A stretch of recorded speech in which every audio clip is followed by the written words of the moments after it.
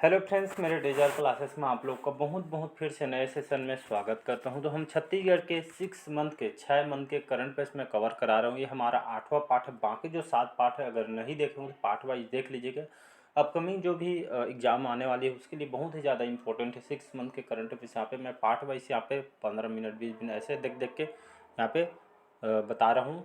तो जितने भी क्वेश्चन हुए उसको कर लीजिएगा और करके जाइएगा। डेफिनेटली आपको एग्ज़ाम में बहुत ही हेल्पफुल होगा। इसके लिए खास करके महिला पर्यवेक्षक के लिए जो आपके 27 तारीख को हो शायद, तो इसके लिए तो बहुत ही ज़्यादा इंपॉर्टेंट है। और जो वैकेंसी आने वाली और जो एग्ज़ाम्स आने वाले हैं उसके लिए आपका इम्पोर्टेंट है। आपके जनवरी से लेकर ये आपके जुलाई तक के कराया जा रहा है। अगस्त तक मैं अभी तो अगस्त तक नहीं पूछे वो भी नहीं, तो जुलाई से आपका जनवरी से जुलाई तक यहाँ पे क्वेश्चन को कवर कराया जा रहा है। तो चलिए सेशन को बढ़ाते आगे। और आज है 15 अगस्त। 15 अगस्त की आपको ढेर सारी शुभकामनाएं मेरे तरफ से। और बढ़िया एग्ज़ाम आपका 2023 में भी बढ़िया आपका जॉब लगे और अपने माँ बाप का बढ़िया नाम रोशन कीजिएगा। मन लगा के बढ़िया पढ़िएगा और सिलेक्शन लीजिएगा। तो चलिए सेशन को बढ़ाते आगे और आज का सेशन स्टार्ट करते हैं। 40 क्वेश्चन पिछले क्लासेस में कवर कराया था मैं। तो क्वेश्चन है CMIE, इसका फुल फॉर्म होता है सेंटर फॉर जो मॉनिटरिंग इंडियन इकोनॉमी, इसका फुल फॉर्म होता है। तो हाल ही में इसकी रिपोर्ट के अनुसार मार्च 2023 की बेरोजगारी दर कितने प्रतिशत रही आपके छत्तीसगढ़ के जो बेरोजगारी दर को बोला गया है। तो इसका जो करेक्ट आंसर हो जाएगा सी ऑप्शन हो जाएगा यहाँ पे करेक्ट। 0.8% छत्तीसगढ़ के ये आपका मार्च 2023 का रिपोर्ट है। तो बेरोजगारी दर 0.8% ये आपके छत्तीसगढ़ की बेरोजगारी दर रही थी। तो इसको याद रखिए। जो आप CMIE आपका ये आपका जो भारत की जैसे अलग अलग स्टेट के जो बेरोजगारी दर को आपका हर महीने आपका रिलीज करती है। जैसे छत्तीसगढ़ की मान लो ये आपके इतना परसेंट बेरोजगारी दर बढ़ा है घटा है, ऐसे करके आपका रिपोर्ट जारी करती है। इसको याद रखिए। तो हमारे छत्तीसगढ़ की तो मार्च 2023 की जो बेरोजगारी दर यहाँ पे 0.8% यहाँ पे इन्होंने जारी की है। अगला क्वेश्चन देखते हैं। सेकंड क्वेश्चन देखते हैं। छत्तीसगढ़ के किसने संसद रत्न पुरस्कार जीता है। रमेश बैस ने, विकास उपाध्याय, छाया वर्मा या ताम्रध्वज साहू। तो इसका जो करेक्ट जो आंसर हो जाएगा सी ऑप्शन करेक्ट आंसर हो जाएगा। तो हाल ही में इनको संसद रत्न पुरस्कार इनको दिया गया है छत्तीसगढ़ के। तो बहुत ही इंपॉर्टेंट IMP कर देता हूँ मैं। तो इनको छत्तीसगढ़ से इनको संसद रत्न पुरस्कार इन्होंने 2023 में छाया वर्मा ने जीता है। तो इसको याद रखिएगा। संसद रत्न जो पुरस्कार है कौन से कार्य या कौन से क्षेत्र के लिए अवार्ड को इसको पुरस्कार को दिया जाता है। तो ये आपका जो संसद में शीर्ष प्रदर्शन करने वाले व्यक्ति को या आपके संसद के रफ्ते से मतलब संसद में आपका शीर्ष प्रदर्शन करने वाले व्यक्ति को इसको संसद के द्वारा इसको संसद रत्न पुरस्कार ये आपका इनके द्वारा दिया जाता है। तो ये आपका छाया वर्मा को दिया गया है। तो इसको याद रखिएगा।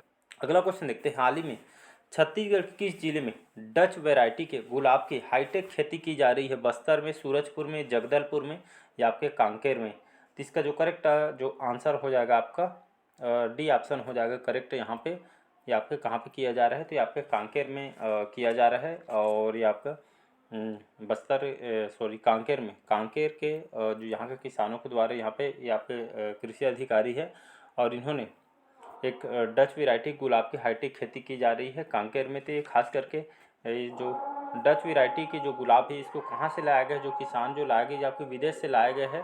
तो इसको खास करके इसको नीदरलैंड बोला जाता है इसको। तो नीदरलैंड के डच वैरायटी के जो गुलाब है नीदरलैंड से किसानों के द्वारा इसको लाई गई है। और ये आपका इसकी खेती भी स्टार्ट कर दिए गए। यकीन नहीं मानेंगे इसके द्वारा कि 8 से 10 5 से 7 हज़ार प्रतिदिन यहाँ से इसकी खेती से आप पैसा कमा सकते हैं। तो कांकेर में इसकी खेती की जा रही है। अब इसके तहत आप गुलाब का जो खेती करने से क्या क्या इसके फ़ायदे हैं, पैसे तो इसमें कमाएंगे। इसके साथ साथ इसके जो गुलाब से जो आजकल देखें आज भी जो गुलाब के शॉप में इसको गुलाब आप दे सकते हैं। साथ ही साथ ही आपका साबुन वगैरह बनाने में, इत्र बनाने के, जेली वगैरह बनाने के काम आता है। और आपके इत्र, तेल वगैरह, साबुन, बहुत सारे गुलाब के यहाँ पे प्रोडक्ट बनाए जाते हैं। आजकल तो चकाचौंध का दुनिया, तो बहुत सारे यहाँ पे इससे गुलाब से यहाँ पे बनाए जाते हैं। इसी तरह यहाँ पे खेती करके बहुत सारे पैसे आपको कमा सकते हैं। ऐसा नहीं है कहीं से अभी आजकल इतना प्लेटफॉर्म आ गया तो आप कहीं से भी पैसा कमा सकते हैं। ये आपका तो इसको याद रखिए। तो ये आपके नीदरलैंड के डच वेराइटी के जो गुलाब आपका कांकेर के जो किसानों के द्वारा इसको किया जा रहा है, साथ ही साथ इसको बढ़ावा भी इसको दिया जा रहा है आसपास के किसानों को। अगला क्वेश्चन देखते हैं, छत्तीसगढ़ की किस योजना की सराहना रैली फॉर रिवर्स अभियान द्वारा की गई है? मुख्यमंत्री मितान योजना, वृद्धा पेंशन योजना, मुख्यमंत्री वृक्ष संपदा योजना या गोधन न्याय योजना? तो इसका जो करेक्ट आंसर हो जाएगा आपका सी ऑप्शन हो जाएगा। तो मुख्यमंत्री जो वृक्ष संपदा योजना, इसको इसी योजना की सराहना रैली फॉर रिवर्स अभियान के द्वारा इसको की गई है, जो छत्तीसगढ़ के द्वारा इसको वृक्षों के लिए इसको लाई गई थी, इसको याद रखिएगा। यहाँ पे जो रैली फॉर रिवर्स अभियान इसको स्टार्ट किया गया था, ये आपके खाती और नदियों के संरक्षण के लिए लोगों को जागरूक करने के लिए इसको चलाया गया था, तो इसको भी याद रखिएगा। अगला क्वेश्चन देखते हैं, छत्तीसगढ़ में रेडियो एफएम चैनल यहाँ पे 91.2 का शुभारंभ कहाँ होने जा रहा है? रायपुर में, धमतरी में, दुर्ग में या राजनांदगांव में? इसका जो करेक्ट आंसर हो जाएगा, इसका शुभारंभ दुर्ग जिले में इसका शुभारंभ किया गया था।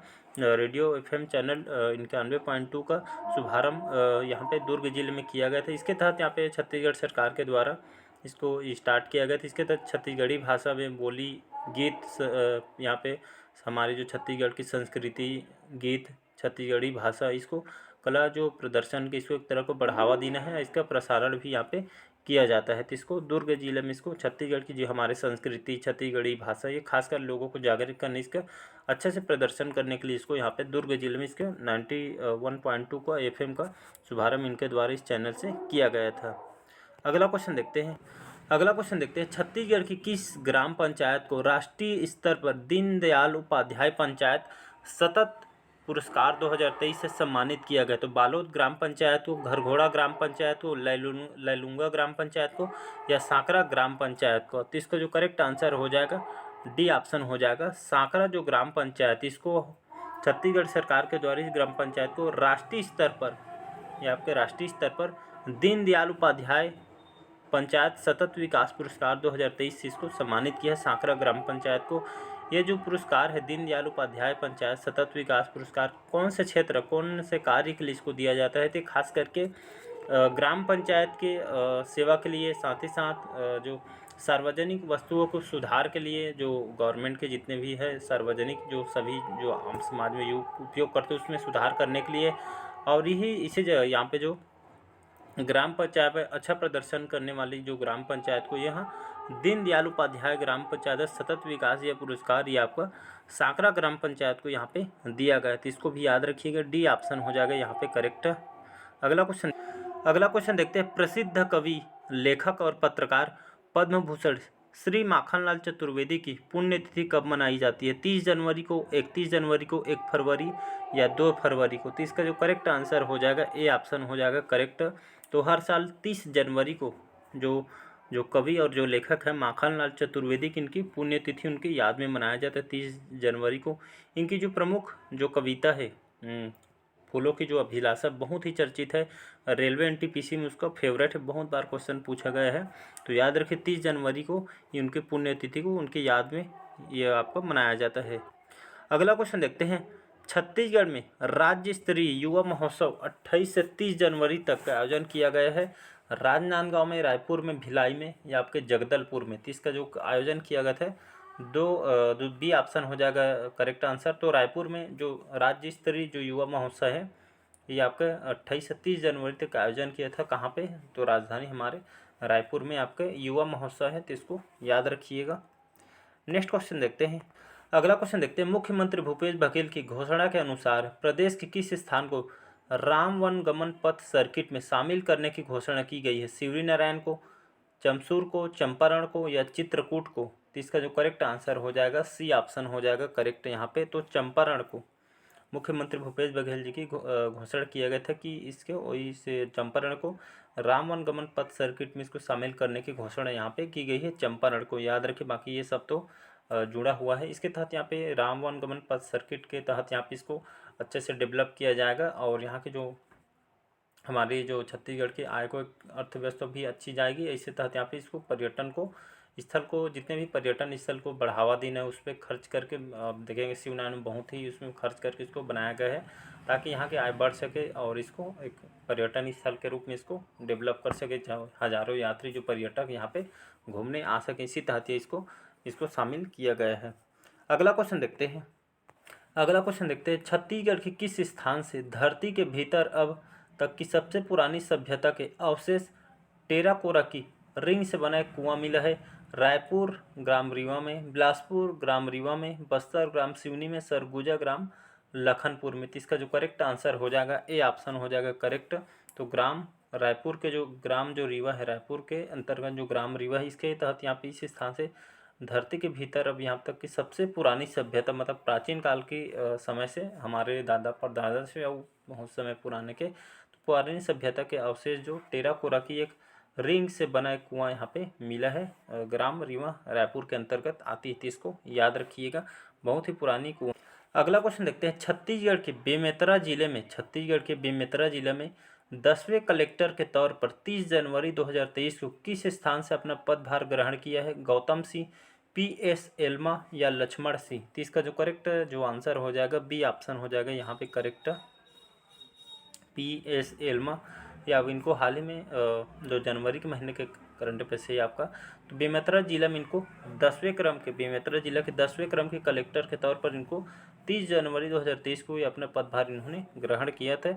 PS एल्मा, तो बेमेतरा के नए कलेक्टर आपके PS एल्मा है, इसको भी याद रखिए, नियुक्त किया गया।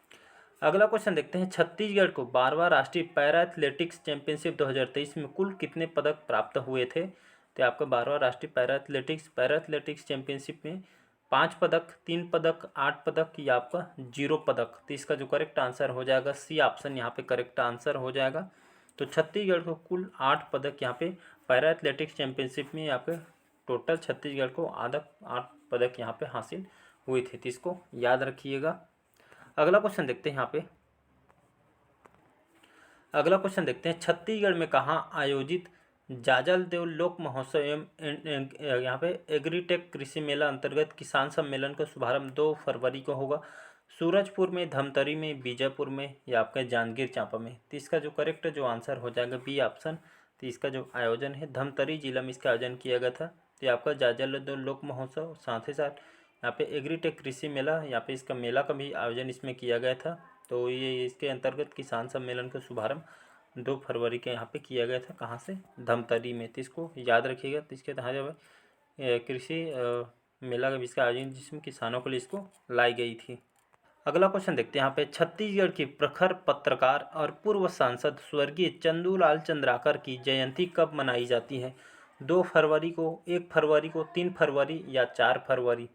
तो इसका जो करेक्ट आंसर जो हो जाएगा आपके प्रत्येक वर्ष 2 फरवरी को, याद रखिएगा 2 फरवरी को जो प्रखर पत्रकार, जाने माने जो पत्रकार हैं और पूर्व सांसद भी रहे थे, जो स्वर्गीय चंदूलाल चंद्राकर की जयंती 2 फरवरी को प्रत्येक वर्ष इसको मनाई जाती है। इनके पत्रकारिता के क्षेत्र में इनके द्वारा चंदूलाल चंद्राकर की याद में हर साल जो हमारे गवर्नमेंट है छत्तीसगढ़ सरकार के द्वारा ये आपका पत्रकारिता के क्षेत्र में जितने भी पत्रकार हैं उनके यहाँ पे काम के लिए इनको ये अवार्ड हर साल प्रत्येक वर्ष से आपको ये आपका चंदूलाल चंद्राकर जयंती की याद में पत्रकारिता के क्षेत्र में अवार्ड भी यहाँ पे दिया जाता है। तो इसका जो ए ऑप्शन हो जाएगा करेक्ट। तो चलिए आज का जो सेशन यहीं तक रखते हैं, और मैं डेली बेस पे नेशनल इंटरनेशनल करंट अफेयर्स भी कवर कराता हूँ मैं।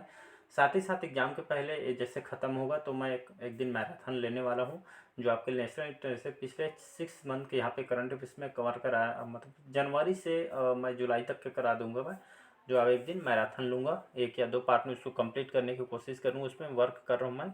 तो चलिए आज के जो सेशन यहीं तक रखते हैं, और आपको कंप्लीट हिस्ट्री यहाँ पे पढ़ा रहा हूँ मैं। मिडिवल हिस्ट्री शायद आज खत्म हो जाएगा, तो आपको complete modern history, ancient history, medieval history कराया गया। जितना भी कंटेंट और जो क्वेश्चन आपके लूसेंट के क्वेश्चन को तैयार किए, आपका जो NCERT बेस होता है लूसेंट, तो अभी बढ़िया एग्जाम है तो ज़्यादा से ज़्यादा रिवाइज पे कमांड की, जितने ज़्यादा हो सके क्वेश्चन लगाइएगा।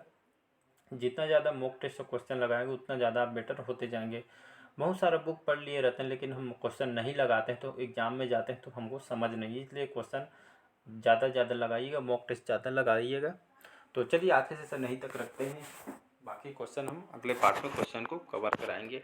मिलते हैं अगले पार्ट में, और अच्छा लगे चैनल को लाइक शेयर सब्सक्राइब कीजिएगा, और कुछ भी जैसे टेलीग्राम से जुड़ जाइएगा। मैं इसका टेलीग्राम में इसका PDF डाल दूँगा, और कुछ कुछ नोटिफिकेशन मैं टेलीग्राम में देते रहता हूँ, तो उससे भी आप अपडेट रहना पड़ेगा आपको। तो चलिए मिलते हैं अगले पार्ट में। Thank you.